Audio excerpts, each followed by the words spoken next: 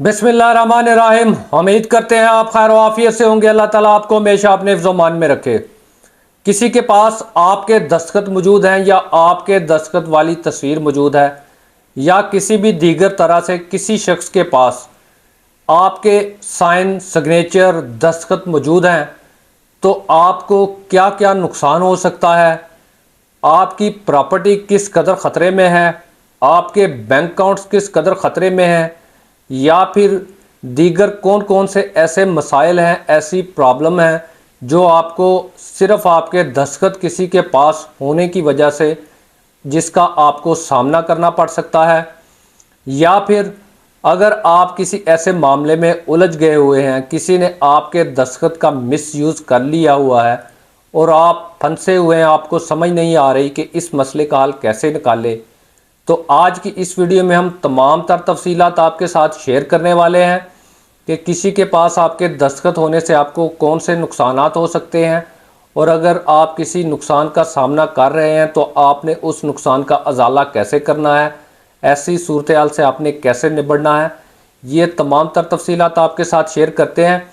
लेकिन इससे पहले अगर आप हमारे चैनल पर नए हैं तो हमारे चैनल को सब्सक्राइब ज़रूर कर लें ताकि इसी तरह की कारआमद और मालूमाती वीडियो बर वक्त आप तक पहुंचती रहें। सबसे पहले इस बात पर डिस्कस करते हैं कि आपके दस्तखत अगर किसी के पास मौजूद हैं तो उससे वो क्या क्या कर सकता है। फौरी तौर पर अगर आप ये कहें कि आपकी प्रॉपर्टी फौरी तौर पर वो अपने नाम लगवा लेगा, नहीं लगवा सकता। आपके बैंक अकाउंट से पैसे निकलवा लेगा, नहीं निकलवा सकता। या किसी भी तरह का दीगर आपको फौरी ख़तरा मौजूद नहीं है। लेकिन ख़तरा कहाँ पर मौजूद है और कौन कौन से ख़तरात मौजूद हैं, इसके बारे में आपको बताते हैं। सबसे पहले प्रॉपर्टी के वाले से अगर बात करें, आपके दस्तखत का इस्तेमाल करके आपकी जायदाद के हवाले से कोई एग्रीमेंट तैयार किया जा सकता है। आपके जाली दस्तखत या आपके दस्तखत को कॉपी करके किसी एक्सपर्ट से, जो साइन कॉपी करने का एक्सपर्ट हो, उसकी मदद से आपकी जायदाद के हवाले से कोई एग्रीमेंट तैयार किया जा सकता है।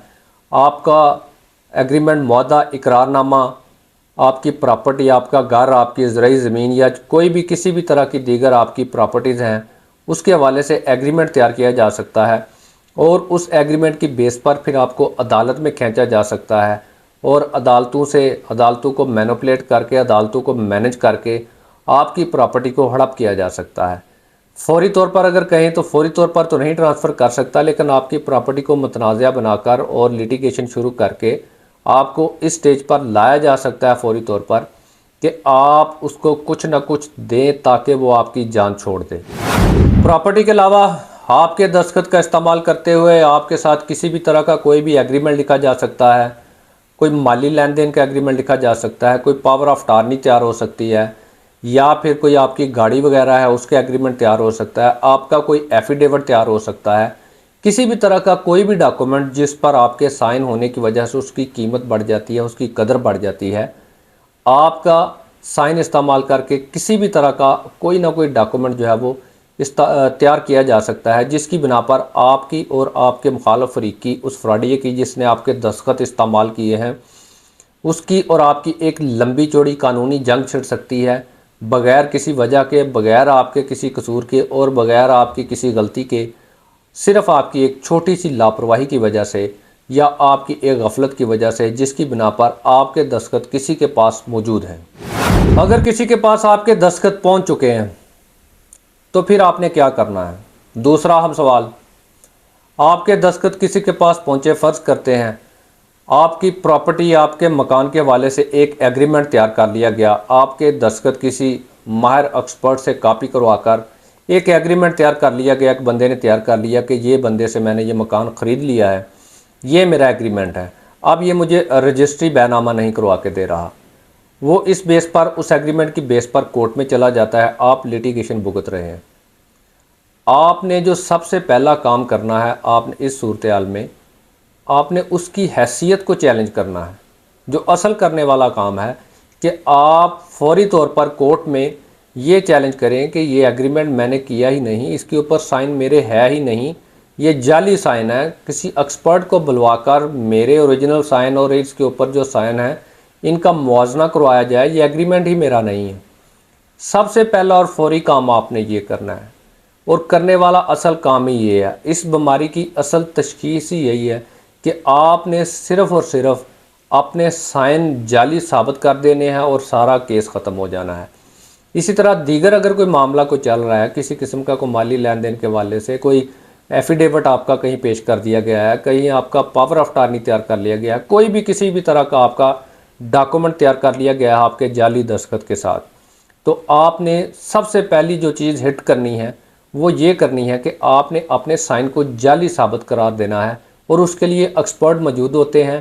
اگر عدالت میں معاملہ ہے اپلیکیشن دیں کہ ایکسپرٹ کو بلایا جائے، میرے سائن اور اس سائن کا وہ موازنہ کرے، اور ثابت ہو جائے گا کہ یہ جعلی سائن ہے، یہ میرے سائن نہیں ہے، تو ایکسپرٹ پکڑ لیتے ہیں کاپی کو، جتنی مرضی مہارت سے کاپی کی گئی ہو۔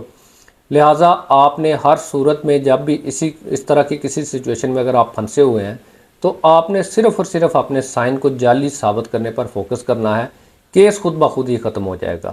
اور اس کے ساتھ ساتھ اگر آپ ثابت کرنے میں کامیاب ہو گئے کہ یہ دستخط جعلی تھے، کاپی کیے تھے، تو اس کے بعد پھر آپ کے پاس ایک بڑا شاندار موقع ہوگا، آپ اس شخص کے خلاف ایک ایف آئی آر بھی درج کروا سکتے ہیں کہ اس نے میرے ساتھ فراڈ کیا ہے، میرے جعلی سائن استعمال کر کے اس نے یہ جعلی اگریمنٹ، جعلی ڈاکومنٹ تیار کیا ہے، تو اس کے اوپر ایک ایف آئی آر بھی ہوگی اور اس کو فوجداری کارروائی کا سامنا کرنا پڑے گا۔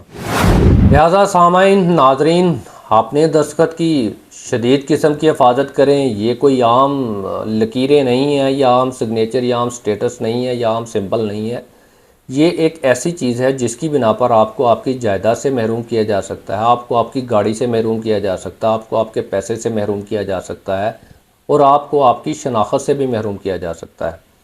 یہ بالکل معمولی چیز نہیں ہے، یہ بڑی سینسٹیو اور حساس معلومات ہیں۔ اس کے حوالے سے ہم نے ایک علیحدہ سے بھی ویڈیو بنائی ہوئی ہے کہ آپ نے اپنے دستخط کی حفاظت کیسے کرنی ہے۔ آپ ہمارا چینل وزٹ کر کے وہاں پر یہ ویڈیو دیکھ سکتے ہیں اور تفصیلات جان سکتے ہیں کہ اپنے دستخط کی حفاظت آپ نے کس قدر کرنی ہے، اور کس طریقے سے کرنی ہے، اور کہاں کہاں پر کرنی ہے۔ جس طرح آپ اپنا شناختی کارڈ محفوظ رکھتے ہیں، اور جس طرح آپ اپنا اے ٹی ایم کا پن محفوظ رکھتے ہیں، اور جس طرح آپ دیگر اس طرح کی حساس معلومات محفوظ رکھتے ہیں، بالکل اسی طرح اپنے سائن کو بھی محفوظ رکھیں، اپنے دستخط کو بھی محفوظ رکھیں، اپنے سگنیچر کو بھی محفوظ رکھیں۔ آپ پرسکون اور پرامن زندگی گزاریں گے۔ امید کرتے ہیں آپ کو ویڈیو پسند آئی ہوگی۔ ویڈیو پسند آئے تو لائک، کمنٹ، شیئر ضرور کیجیے گا۔ ہم سے کسی قسم کا قانونی مشورہ کرنا چاہتے ہیں، دیے گئے ہمارے نمبر پر واٹس ایپ میسج کر کے، یا پھر کمنٹ سیکشن میں آپ ہم سے قانونی رائے لے سکتے ہیں۔